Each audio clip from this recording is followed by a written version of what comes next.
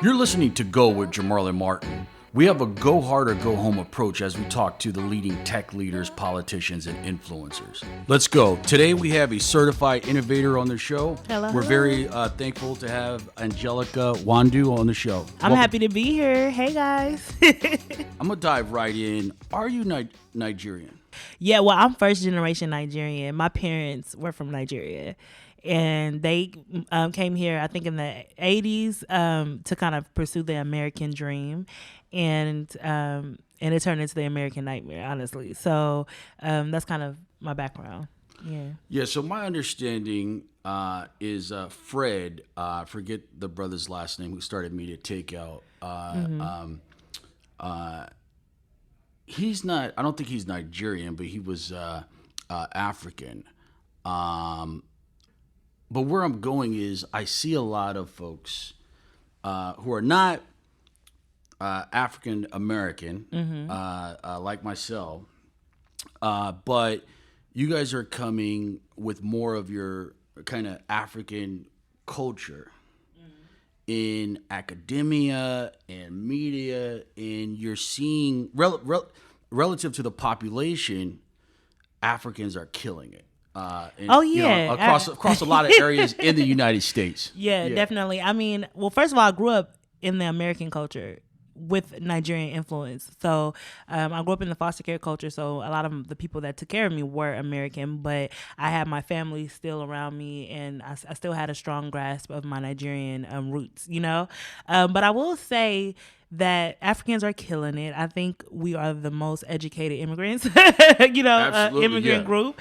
And they are killing it. I mean, well, you have to think about how Africans, in the culture, you're raised to pursue education to the fullest. The parents are really strict, and so even though I was in foster care, I think that's what kind of steered me the way, I went to college, I got a full scholarship to college, what I mean? But you were still connected to that aspect of, hey, you got to put a premium on education that comes from that Nigerian culture. Yeah, had that. My dad was a professor, so he was extremely intelligent. And I remember when we were living with him, we couldn't watch TV, he would sit us down and have competitions on who could read better. You get what I'm saying? And so I grew up with that that influence and the emphasis on education and the emphasis on being successful, and that stayed with me even when I was removed from that environment and put into foster care. I still had people around me like, listen, you may be a foster child, but you're a Nigerian and you're gonna be successful. You know what I mean? And so I had two identities, and so I always kept that Nigerian those expectations. I would even say when I would go into class, the typical African American, there is a stereotype put on their head even when they're in school. You get what I'm saying? That, hey, you're not going to be successful or whatever it is. But I lived in a different stereotype. I was Nigerian, and they saw that by my last name. So when I would go to class, they would say, you should get straight A's, or the teachers treated me differently. It was a positive expectation. It was a positive expectation of me. And so I would say that helped me growing up, for sure. Wow. You really touched on a theory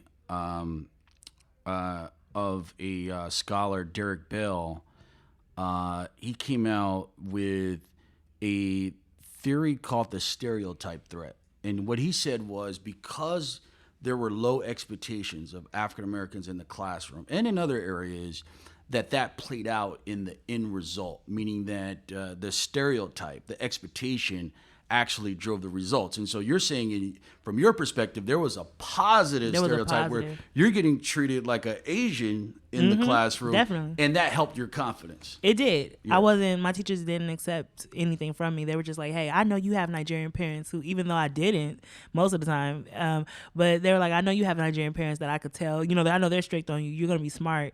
And that does help with self-esteem, self-confidence, and goals, because if people see you in a great light, then you'll begin to see yourself in a great light. Words are very powerful. So I've studied, I trace my lineage, and it goes back to Nigeria, Yoruba, through my dad's side. And I've studied this issue in terms of the Nigerians, my friends, and the Nigerians that I know in the United States. And I looked at kind of cultural differences in academic performance. And one report that covered this issue, they interviewed a Nigerian family, and the Nigerian mother said to her kids, "Don't play with the African American kids. They're going to mess you up and get you off track." Does that sound crazy based on your experience that a Nigerian mother in the United States would say, "Be careful with those African American kids"? It doesn't sound crazy to me. It doesn't sound crazy to me because I think that there is this dynamic between African Americans and Africans on both sides. I know that when I was growing up, a lot of times I was teased or stereotyped by African American children. I mean, only because we're told we're only taught, we only know what we see, right? So this is the way that Africa and Africans are portrayed on television to African Americans here. There's this divide, right? And so I'll be doing PE, and I'm like, do you make the rain come or do the rain dance or whatever? Like everybody, it's a lot of African people now who could say that they were bullied when they were younger. And then the same is on the other end. There's a lot of Africans who have a stereotype of what Black people are like. African Americans are like, right? They're like, oh, they're disconnected from their culture. They're, they have these stereotypes because of what they see. What is portrayed of African Americans to them. And look at what is the portrayal of African Americans. We're fighting every day to change that portrayal and that stereotype. But Americans have a stereotype of African Americans, and that's what Nigerians see, or Africans see. You right? So they would have that. Oh, stay away from them. They're this, they're that, they're bad influences and things of that nature because of what they see. So I think we're both being duped. You know what I mean, on both sides, because of what we've seen. Yeah, I wasn't shocked. I was on Facebook's campus a couple of years ago, and I saw a sprinkle of Black people, but they all were African, meaning that when Facebook and Google, when tech companies, when they report that, hey, we have 2% Black, what they're not really disclosing, they probably don't want to disclose, is that African American percentage of that is probably, of the Black, could be less than half, meaning that African Americans, that's not who's getting a lot of the jobs. It's actually Africans who are coming over here and out-competing the African Americans. At least that's what I'm seeing. So talk about your story in terms of growing up, and how do you get to start the Shade Room? Well, okay, so as I said, my parents came over, when I was like in the 80s, and my mother was a nurse and my dad was a professor. He eventually lost his job, and that created issues in the marriage. And my father, there is this thing. What do they call it now? They call it I forgot what it's called, but it's like whatever, masculinity can be fatal at times, right? Over like toxic masculinity. That's what they're calling it. Yeah. Toxic masculinity. Before you say anything, I would just say that for the audience, if some of you people are going to talk about toxic masculinity, if you're going to use that word, don't be scared. When you look at the history of our people around the world, that if you're going to bang on toxic masculinity, you have to bang on whiteness, toxic whiteness. I don't see why folks would. It's so easy and popular for you to say toxic masculinity, but it's so hard for you to say toxic whiteness. I'm sorry. Oh, no, we ahead. say toxic whiteness all the time. Good. I'm saying some other people out there. Yeah, some other people out That's there. True. Yeah. But no, because, okay, we can talk about that. But toxic masculinity to me is when you use your masculinity becomes fatal to other people, right? You know what I mean? In my opinion, that's what it is, right? And that's what happened. My dad was grown up to take care of himself and to be the breadwinner in the family. And when the roles were switched, he began to be offended by that, right? And so, his demeanor towards my mother changed. He became abusive. I ended up, obviously, long story short, he did take my mother's life when I was 6 years old. So I ended up in foster care.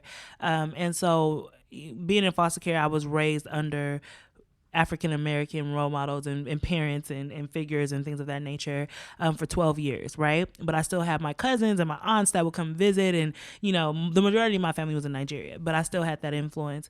So anyway, I went through foster care, best thing I've ever gone through, and I know you won't hear that a lot, but it really refined my character and stretched me, and and made me who I am today. I got a full ride to Loyola Marymount University, and I studied accounting. So I got a job working towards becoming a CPA, doing my a CPA. Anyway, it's a long story. Anyway, but I got a job working towards becoming a CPA, and I was working for a motorcycle company.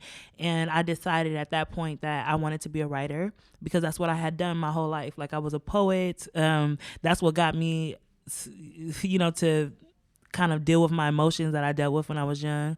And so I decided one day I wanted to be a writer.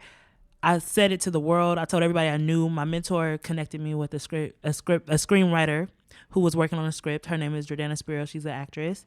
And we wrote our first script. It went to Sundance, which was amazing. That gave me all of the juice that I needed to believe that I could pursue this career in writing. And, Sundance gave me a grant to write. That allowed me to leave my job, which I was given an ultimatum anyway, because I was focusing so much on writing. So I left my job, and in that time period, what were you doing at the job? I was training to be a CPA, so I was doing like bookkeeping and doing like taxes and all of that type of stuff under a real CPA. And so I left and I was unemployed and I didn't have any money. Sundance gave me a grant for $5,000 and they said, write. And what that translated into my head was figure out how you're going to take care of yourself. So I was actually frequenting Boss Hub, me to take out all of these sites, and I would do that for free, and just call up my friends. Did you see this happen? Did you see that happen? And so finally they were like, well, if you're going to call us up every time something big happens and you're going to report to us with these funny stories, why don't you just create your own website? And so at the time, I didn't know how to create a website. I wasn't technologically advanced. Plus, when I would go online, everybody would say, don't do it. It's a dying industry. www. is a dying industry. So, the only thing I knew how to do was Instagram. I was really great at Instagram.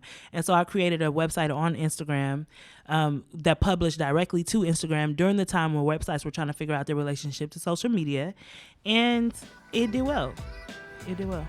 I want to share with you a great company called TopTal. That's TOPTAL. This is a company that I use if you're in the market for a freelancer, whether it's an engineer or a designer. This is one of the leading companies that's going to help you identify and hire top freelancing talent. You can go to moguldom.com/TopTal. You click on that link and register, and someone will get right back to you to get more information. Be sure to check out TopTal. Let's get back to the podcast. I read that Facebook shut you down a few times. And I've had, my prior company had a lot of problems with Facebook. Yeah. In terms of their policy teams and harassing us over stuff that we feel like, hey, this is okay content. Like it's not, it shouldn't be a big deal. But talk about any challenges you experienced with Facebook moving against the shade room. Yeah, I mean, well, the problem, like you said, is that there is no sufficient or efficient process for Facebook to kind of look at the report system is not efficient in my opinion. It doesn't work in the advantage of the media companies. It works. You know what I mean? Like you don't have it just was hard. Like you said, some of the content that we had, they would be against it. The reporting system, if so many people report something, they'll take it down without either. It's hard to talk to someone. It's a very cold system. It's a very cold system, especially that doesn't work for media. And and as we can see now, Facebook doesn't really want media that much on their platform. Did you feel like your business? It could be a wrap in terms of you were shut down long enough where, hey, I don't know if we're going to get past this. Yeah, definitely. Because Facebook was huge when it came to our website. It wasn't our biggest community. Our biggest community lives on Instagram, and but it was vital when it came to the website. I guess when I mentioned Facebook, I'm really talking about Instagram. Oh, you talking about Instagram? Yeah, Instagram? Okay, yeah. I mean, there were plenty of times where I thought that I was done. But what I realized in those moments when we would get shut down because the Instagram or Facebook isn't media friendly, as media friendly as we would like. What I did realize was that the brand is strong. I realized how strong the brand was. The first time we got shut down, we grew faster than the first time. So. And how long were these periods where they shut down your business? So the first time we had 500,000 followers on Instagram. This is when we were just becoming a name. And so we got shut down for a period of, I would say, 2 weeks. And I just remember that was one of the hardest 2 weeks ever. And then after that, we got back on Instagram. We started from follower number 1. Okay. Wow. And we had to open up a new account. We had to open up a new account from number 1, and I can't tell you what kind of balls it took for me to sit there and just start again, right? Like from scratch. It took major balls, and I don't like, even when I look back on that girl, I'm like, girl, like you're inspiring. Like how did you get up like and just start over, right, from 1? But I did, and we grew 500,000 in 2 months. You know what I'm saying? Versus 6 months that it took the first time. So 2 months, and then the account grew bigger than it would have ever, I think, grown before. So they shut down your business essentially. You gotta do it all over again. Right. Do you think it's, Facebook is saying we're all about diversity. They hire a diversity team, and their PR people are saying we're all about diversity. But do you think that would be inconsistent in terms of how they treated or how they have treated, not just with your situation up to 500,000, but after, that they haven't treated Black media like they really care about diversity? That is true. I think that they do need to have an initiative to kind of reach out to Black media, because we are treated, I mean, the way that they just shut Black media down, I mean, when you look at like Fashion Bomb Daily just got shut down, an account with over 1 million followers that's very prevalent in the community, and she can't even get anybody on the line. You know what I mean? For the audience, it's not just a few media folks. I'm talking about media organizations that I am aware of representing probably about 20 million users online. Multiple organizations talk about Facebook being very cold in their way they're policing content, particularly content that is attacking the system, attacking racism, that's really speaking to Black folks specifically. They are policing it in an arbitrary way, like the police in the streets. Essentially, that's my conclusion in talking to more folks and my own experience with Facebook. Would you agree with that?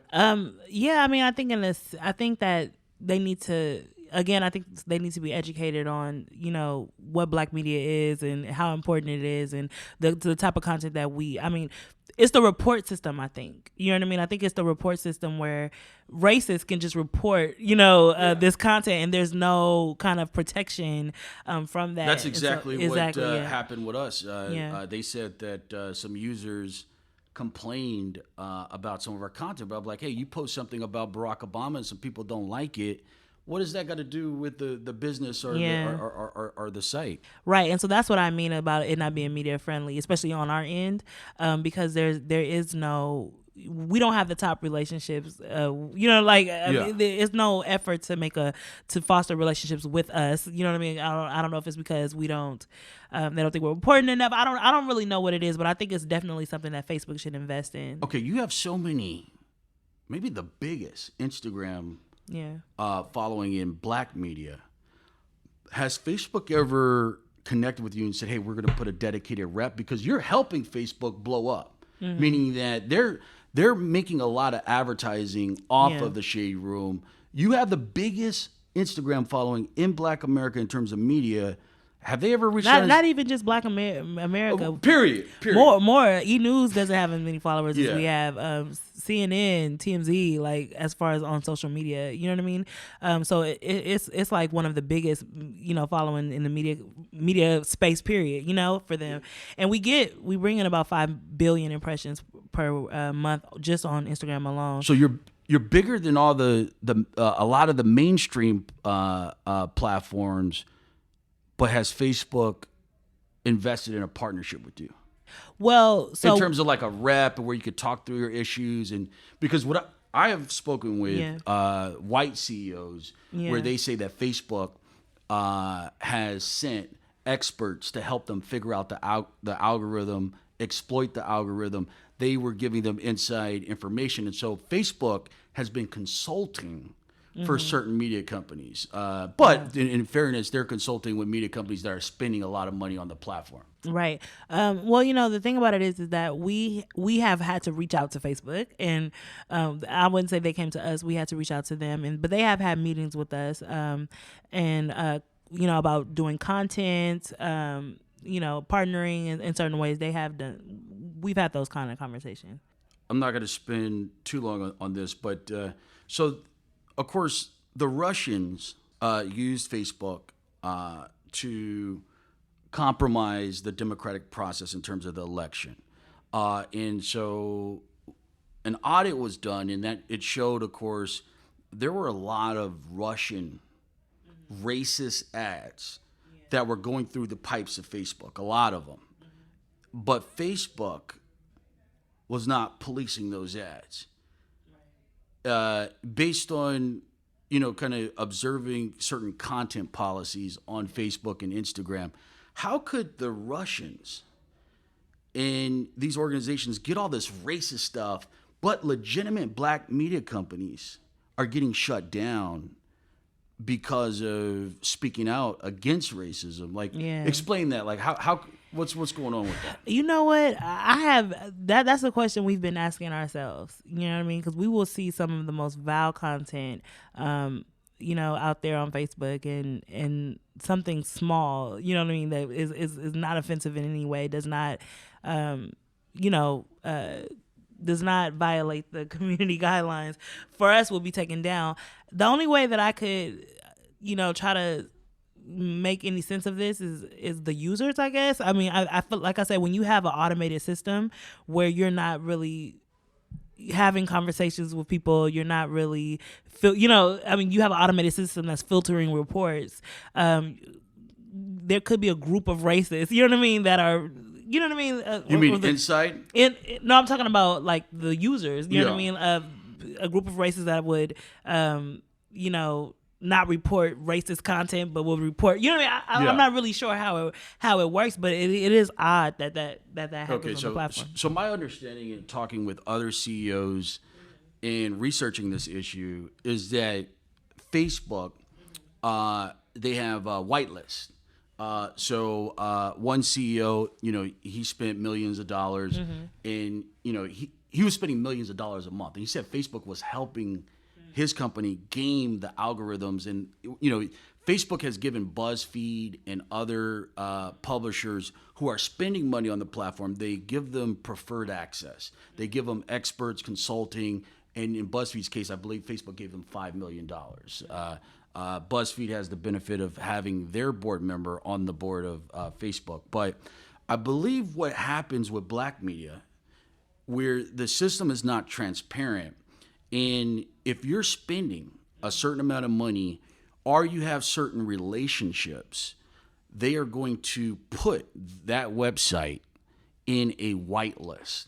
And so the policing is going to be different. So the Trump campaign, Cambridge Analytica and some of the affiliates, and in general, I believe that websites are put into different buckets. And so if black people are 1% of the policy teams, the content policy teams that polices this stuff, are the executives who decide on the policies of the organization. If black people are not in the room, it seems like there's just a lot of room for the same policing issues, mass incarceration issues that you see on the street. There's no reason to believe that tech and some of these policies are going to be any different in terms of arbitrary policing. Right. I agree. I definitely agree. I mean, I think that's a huge problem, honestly. I think it's a huge problem because we're not spending as much money. We don't have as much access, and we don't have as much representation. And we don't have, we're not allowed the same allowances, right? And so that is an issue.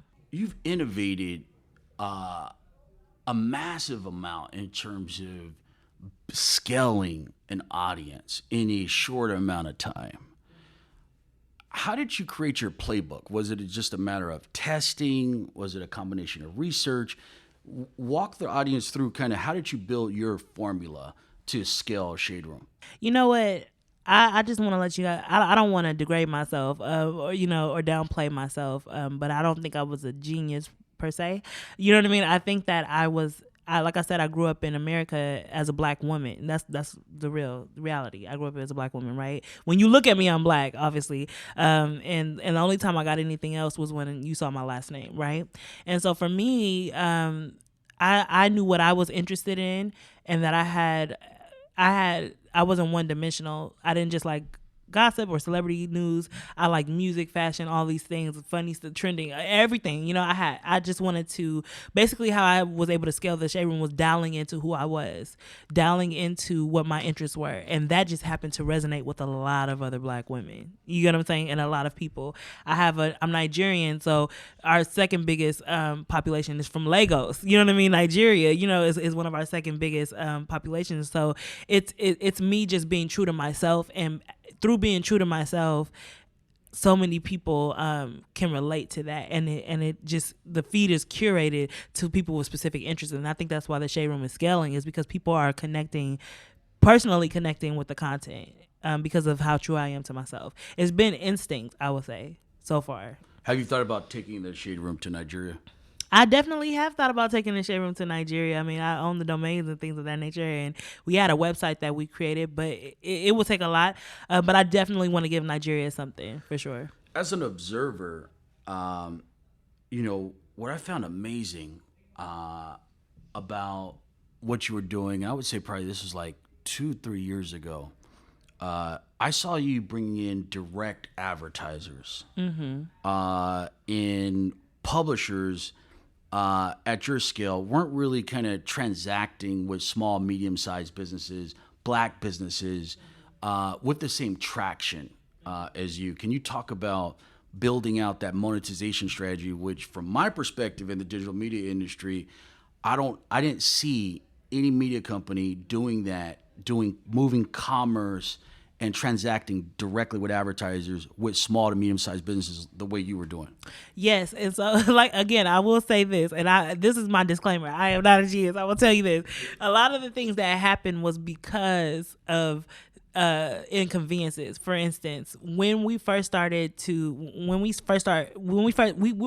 a website, so we couldn't, I have a website. We have a website that's doing well now, but we back then could not take advantage of Google AdSense and all these things, or website deals and things of that nature. So we had to find a way to monetize Instagram, right? And at the time, most websites weren't using Instagram as a publishing platform. I think we were primary publishing. We were the first ones to do it, and so we had to create our own blueprint that would help the company.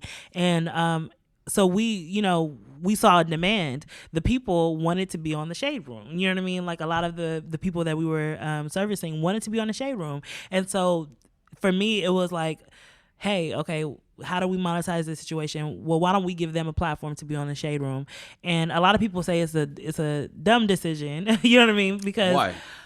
Because they would say that there's a cap, right? Of what you could charge a black business or a small business, you know what I mean? Yeah. Versus going to bigger companies and things of that nature, Yeah. and being able to do bigger deals. But it's really worked for us. I think it works for us in both ways. We're able to empower the companies, and we've our cost, what we charge the companies to advertise on the Shade Room, is very affordable. You get what I'm saying? Yeah. And so we've been able to give a lot of companies their start on the Shade Room. And I do believe that when you have a site that gives opportunity to the community, and you know what I mean? Like, it's not just a site that people go and look at and things of that nature, and they see ads on it, but you're actually helping people build their businesses and things of that nature, then you're creating something really valuable. One thing I'll say in my experience, and we did deals with Wells Fargo, with BMW, and we've done, Fortune 500 deals. But when you start working with the big companies, now there's a question of, can you sustain your authenticity, where you're speaking direct with your audience, you're keeping it real.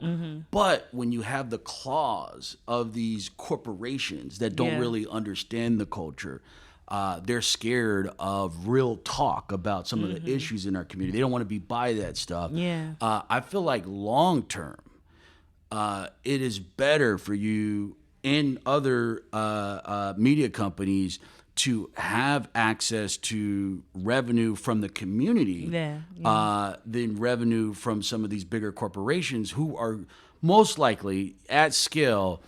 They're going to dilute the authenticity of the content over time in terms of restrictions. One thing you'll learn about me is I'm very big on authenticity, and that's why I haven't accepted millions of investment dollars. I know that a lot of people are, I mean, one thing about the company, we took a convertible note of $100,000 when we first started, and that's the only investment that I've ever had. Never spent the money. Congratulations. Thank you. Yeah. The rest of the money is the company's money that we invest back into the company to grow. We're basically bootstrapping for the most part. And so for me, it is so important, especially in this day and age when media companies don't really know what they're doing. That's just the truth. Let's be honest. Look at Vice, look at BuzzFeed. They don't really know. Nobody really knows what we're doing. Digital media is new. You get what I'm saying? Yeah. And so to be able to be flexible and to be able to change the company if I needed to, or to convert the company into something else. You know what I mean? Just my thing is listening to the audience, right? And I'm not able to listen to the audience if I have all these, like you said, big companies that are investing in diluting the content. I can't listen to the audience. I can't transform the company when it needs to be transformed. And so my biggest thing is owning the company so that I can make sure that any decision or any transformation that needs to take place, we can do that, and that we're always staying true to the audience. Once you stop staying true to the audience, you're done. Period. And just to talk about like BuzzFeed, my sister loves BuzzFeed. Oh yeah, they're doing it. I don't want to take anything. No, I'm not taking nothing from them. Yeah. No, but this is what she told me. She loves BuzzFeed, and I love BuzzFeed too. But she loves BuzzFeed, but she's like, I can't stand taking quizzes on BuzzFeed anymore. I'm like, why? She's like, because it's always an ad. It's like a native ad thing. Like, you know what I mean? Going on there. And so that's what I'm saying. That's what happens when you have to recoup that money that you've taken for investment. And what's the minimum budget you'll accept on the Shade Room from an advertiser? You know what? It's funny. There is no minimum. That's the funny part. There is no minimum. There are times when, depending on the person, there is no minimum. It depends on the company. Because I once had a girl tell me, she hit me up on Facebook and she wanted to advertise some shoes. And it was like, she was just like, I need to do this. I need to start my company, this and that. And I gave her an ad for $300. I would. You know what I mean? I mean, that's not the typical amount, but it just depends really for me. It really depends. I think so you won't turn away a client that would have $100. There's a place for them too. Well, that was. Yeah. I don't know if I ever did $100. But I'm saying like it really depends. For me, it depends on if somebody has a really good story. I mean, it just depends. We have a relationship with our community. You know what I'm saying? And some of our roommates are diehard roommates. And if you've been a roommate for years and you just want to be on the Shade Room, because we like not too long ago we gave out business loans. I mean, not business loans, business scholarships to a lot of our roommates. You get what I'm saying? So it really it depends to me. Obviously, normally we don't do $300 ads, just so y'all know. But I'm just saying, there is no lowest I would go. It depends. And so you started Shade Room. How do you acquire your traffic? How do you build the audience so fast? Like, were there any kind of specific techniques that you could share in terms of, hey, I was optimizing what was working and it was, it kept on working. I started doing more of it. Like, was there any technique that really worked for you? Yeah, the major technique that worked for us is that we don't curate we curate the content, but it comes from the roommates. So basically, the roommates, we wake up in the morning and the roommates are the ones sending in everything that they want to see that day. And basically what we do is we go through what they want to see and we pull out what's real. Obviously we have to, verify things. We pull out what's real. We pull out, what we know works on the page and things of that nature. So basically the roommates make their own, it's like the people's blog, right? Which is one big, they could pull down an article, they could put up an article. You know what I mean? Like literally that they have that power when it comes to the Shade Room. And I don't think that many sites allow that kind of power. They kind of are in the position of power and kind of determine and dictate what their audience sees. Whereas we allow the audience to be in a position of power and dictate what they want us to see. If they say, hey, we don't want to see this person on the Shade Room anymore, it's gone. You know what I mean? Or if they say, hey, we want to see this person up, and they're not necessarily a celebrity, but we want to, build them into becoming that. When you look at like Queen Naija and Chris Sales and all those, you know what I mean? Those people that normal traditional outlets were like, who are they? These are YouTubers. But we allow the audience to dictate what is on the Shade Room. And I think that listening is a big part of it. Because we do that, we're not serving them stuff that they're not interested in. We're serving them everything that they're interested in, on the platform. How big is your team? We 20 people all together, and I'm talking about lawyers, accountants, CFOs, everybody. Full-time employees. We have all of our writers are full-time, and we have about 12 writers. 12. Yeah. You're keeping a lean operation. I am. What are some of does that come from your accounting background? But you seem like you're very disciplined. And as your business keeps growing, but that doesn't mean you're going to go hire 50 employees and do a whole bunch of funky stuff. Talk about your philosophy on staying lean. Well, here's the situation. I think that for me, I do a lot of research. And so, like, for instance, the company, we made double we're growing. We made double what we made last year, this year. Wow. Already. Yeah. You know what I mean? And we're only 6 months in. And the year before we made double, we're growing exponentially. But for me, I've always been cheap, number one. So I bring that into it, I guess, because I've been cheap. I only want to spend when necessary. But also I've looked at the other companies, right? So I've seen, even like Groupon, was an example for me a long time ago, when Groupon kind of was crashing. It was because they, you know what I mean? Like all the offices and all of the employees. Yeah. And I'm like, well, what does it really take to run our operation? Like, we don't need 1 million employees to run this ship, you know what I mean? And so just knowing what exactly you need, and I'd rather give them raises, my 12 writers raises, you know what I mean, and promote them so that they are more loyal and doing, a lot more quality work for the team, than to get 1 million employees who will never, you get what I'm saying? Yeah. It's for me, it's looking. And I'm not growing for the sake of growing, just so that everybody can think that we're growing. And I guess one brilliant strategy that you have executed is that you've been able to grow your organization without equity investors, traditional, conventional equity investors.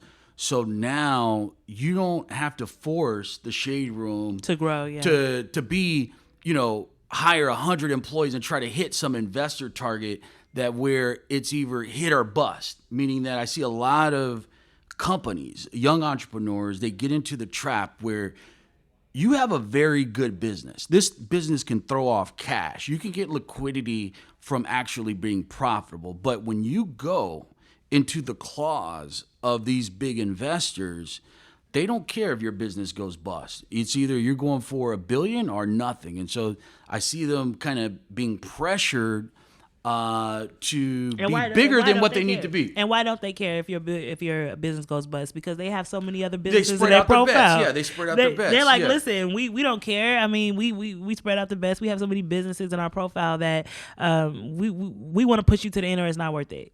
Right. So yeah, that's definitely one of the things that I've avoided. And obviously the Shade Room was coming up in a time when Vice, they were having $1 billion valuations, before we even knew what digital media was going to return to us. You know what I mean? Yeah. Like, so it's like at the end of the day, I got to watch a lot of companies. I had that.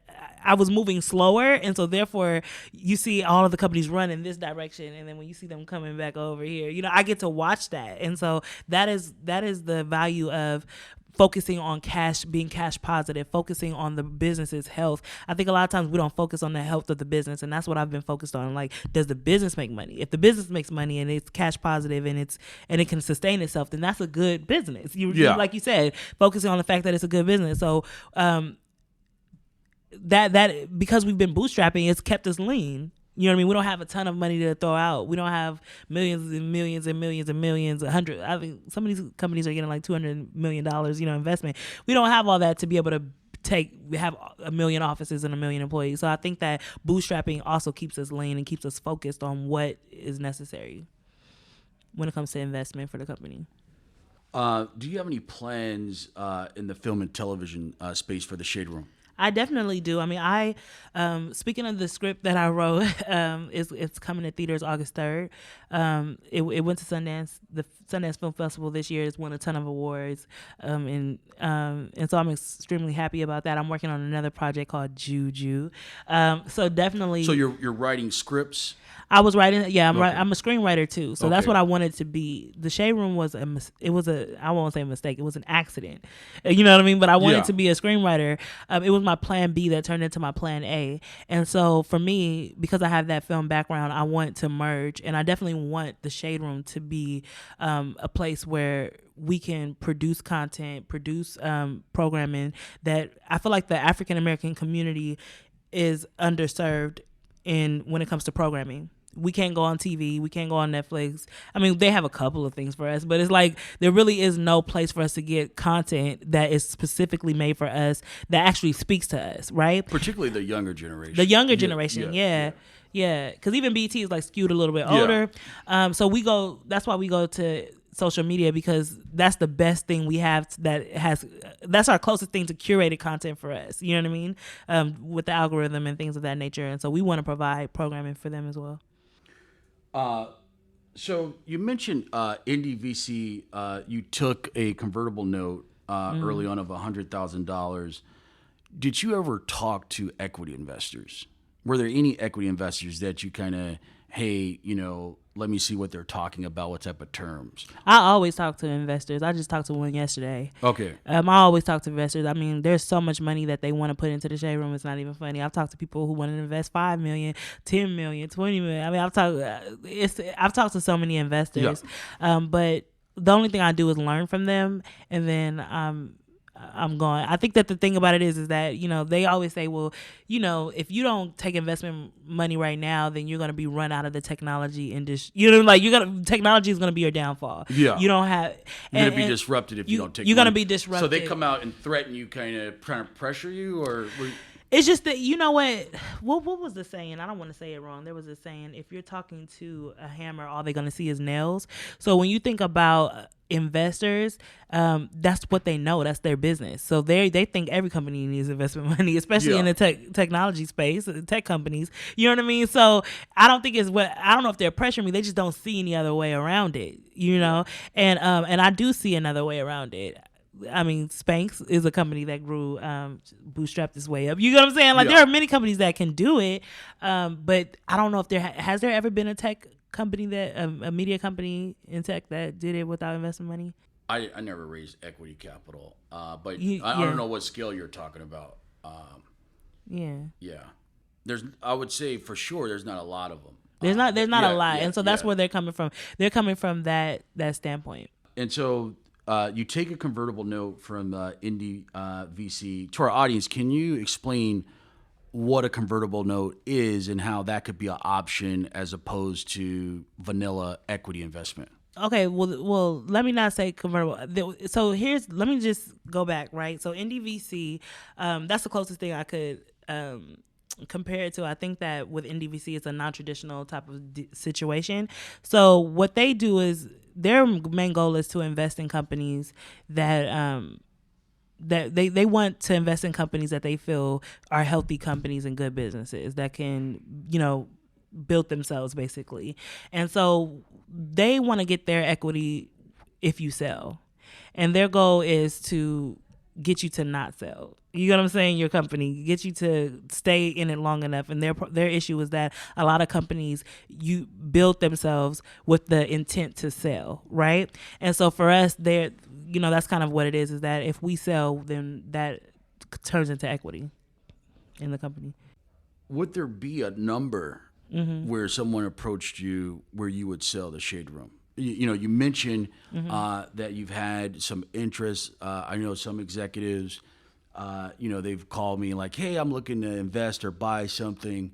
And some folks have always wanted to roll up black media in terms of, hey, the industry is too fragmented. They play us against each other on the advertising side. It's either we're going to get big and scale up and kind of consolidate a lot of this stuff, or we're all going to be kind of run out of the industry over time with the big heavyweights of Google, Facebook, and some of the bigger platforms from an advertising perspective. But is there a number where you would say, I'm out? You know what? You know what? Honestly, I don't need to know the number. I just want to know, I don't. Let me just say this. Right? People think I'm completely insane when they talk to me because they're like, I get to ask that all the time. Is there a number? And I'm like, I'm not even thinking about selling this company anytime soon. I don't do this for the money. If I did do this for the money, I would have sold the company a long time ago. Like I would have sold it sometime this year with the kind of deals that or offers we've been getting, right? But I think that for me, I do this because I'm passionate about it. You get what I'm saying? And I just make money. But I mean, let's say I'm a private equity firm and I want to buy the Shade Room for $100 million. You could stay on as founder and CEO and keep on doing what you're doing. But I want to invest in some things and I want to make it even bigger. Well, like I said, I'm passionate about the community too. You get what I'm saying? And so for me, it's not about, I can't do that because for me, I'm protective of the community. You understand what I'm saying? And I know what's going on. I know that a lot of these private equity firms and a lot of these companies are buying out Black media, and we don't have full control of our voice, right? And so for me, I think this is too sensitive. The community is it's such a sensitive community that it would take a lot for me to come up off this company, and it would have to be from somebody that I respected and trusted with this community. You get what I'm saying? Got it. So so it wouldn't be to a private equity company. It would be to another Black, business that I could trust with the voice of this company. It would never be. I would never just sell it off to anybody because that's irresponsible. I think it's very irresponsible, especially with the amount of people that follow the Shade Room and are like hooked on the Shade Room. To me, it would just be completely irresponsible. And like I said, there is no amount of money, you get what I'm saying, for me to do that. So you launched the Shade Room website, I believe a few years ago. Was that in response to, hey, we don't trust the owner of Instagram, Facebook? It's kind of like we're on quicksand because we don't know what these white folks could do at any second with our built-in audience and engagement with our audience. So we need to start building our own platform. Like, was it a reaction to some of the risks that were out there? Or? No, I think we had the website shortly after I started the Instagram. So when I started making a little bit of money before we got shut down, I had someone build like a rickety website. You know what I mean? Okay. But I do definitely feel like having a platform. The website is doing really well, and I feel like having a platform is great. The issue that I've had in business and when it comes to the Shade Room is that Instagram is so optimized for our audience, right? Like they continue to optimize it for, to make it convenient for a media company. The picture slides, the IG stories, the IGTV. It's like we're coasting on where the Shade Room is on all platforms, right? And all platforms are feeding into the popularity of the Shade Room because of the different features, and we don't have to pay for it. Instagram is paying for it. So it's been a great business model, to this point. And we've thought about doing an app. We do have an app that's ready to come out, and we've thought about doing all that type of stuff. But when we've realized that our audience, what makes the Shade Room so popular and great and why we're growing so fast is because our audience loves that we're where they are. Anytime you try to take people from where they are and take them somewhere else, then it becomes a little bit harder. You get what I'm saying? Yeah. So, are you familiar with what happened with Zynga and Facebook? It was a long time ago.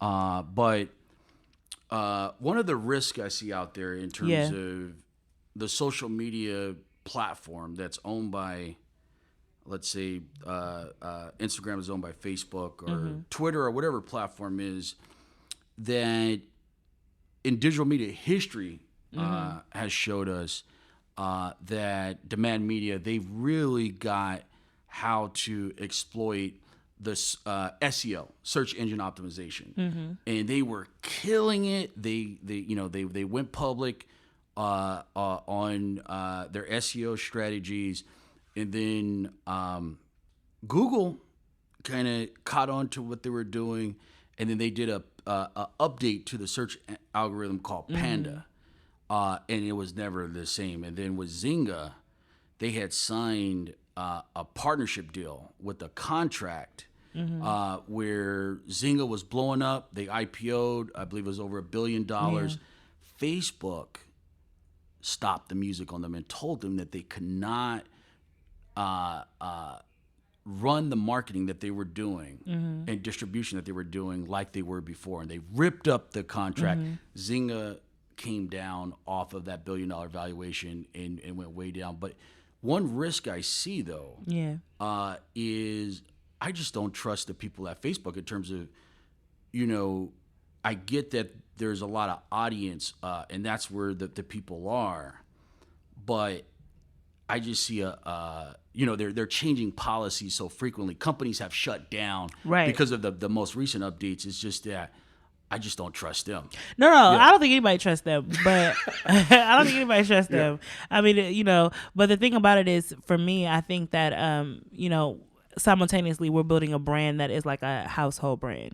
So when you build a brand that is so deep into the culture, they're gonna find you somewhere. And I know that sounds really risky. So you're crazy. Saying even if Mark and Cheryl, they woke up and said, "Hey, we're gonna change it. You can't post Shade Room type of content on Facebook," that you have a backup plan where I will take it somewhere. Yes, and they will follow. Yes, they will have to.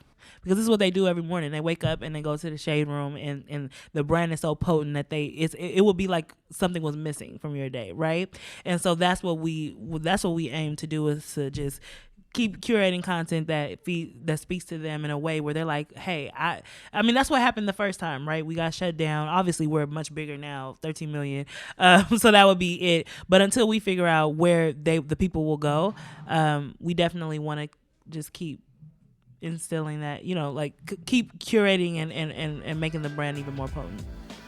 If you really love the Go Podcast, one way to support us is going to Moguldom.com, Moguldom.com/survey. Fill out that quick survey. That gives us better information on our audience. It helps us with our sponsors. That's one big way you can support us and keep our movement going. Go to Moguldom.com/survey. Thank you. Okay, so you've been, Shade Room has of course blown up massively, but you've been behind the scenes. You're not out there popping your collar. No. You're not at all the conferences. You're not in the media. What's going on with kind of your low-key profile? I'm a low-key person, I think. I don't care about fame. I don't care about a lot of money. I mean, the only reason why I care about money at all is because I want to continue to build this company because I have a purpose, right?